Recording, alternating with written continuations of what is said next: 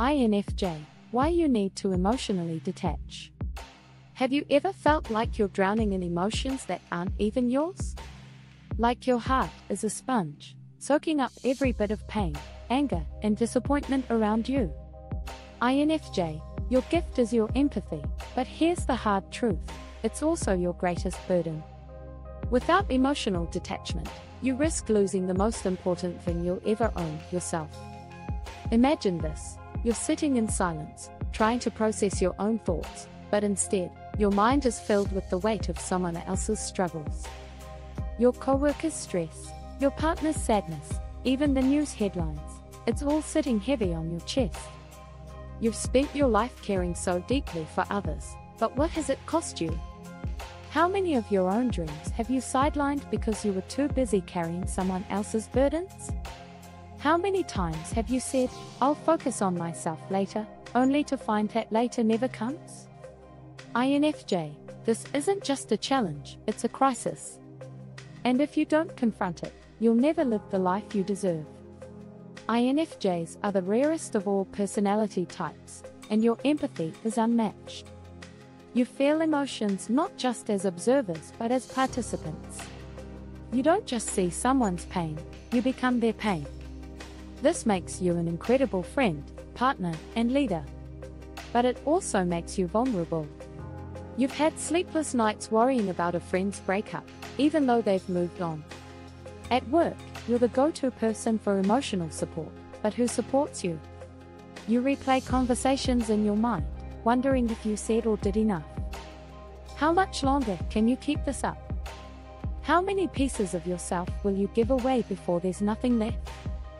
Every time you absorb someone else's pain without setting boundaries, you lose a little bit of yourself.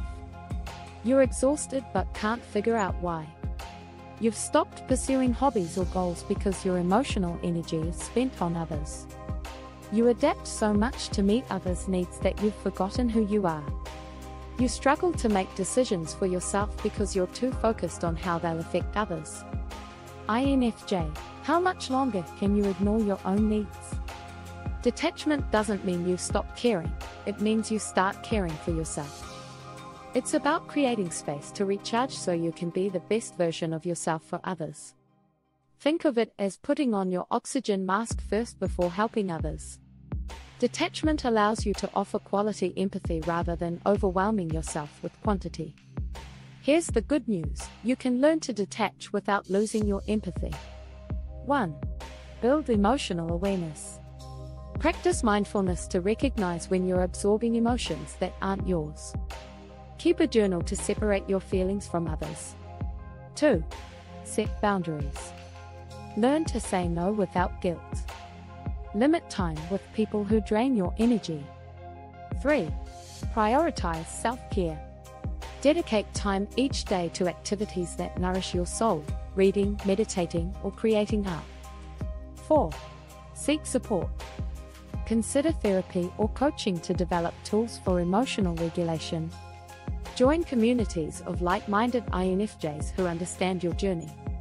Imagine waking up and feeling light, free from the weight of the world. Picture yourself pursuing your passions, building healthy relationships, and living in alignment with your values. This is what emotional detachment makes possible. INFJ, your heart is your superpower. But even superheroes need to protect their energy. By learning to emotionally detach, you're not turning away from the world, you're stepping into it fully, as the powerful, grounded, and inspiring individual you were meant to be. What's one step you'll take today to protect your emotional energy? Share your thoughts in the comments. Don't forget to like, subscribe, and hit the bell icon for more insights into unlocking your INFJ potential.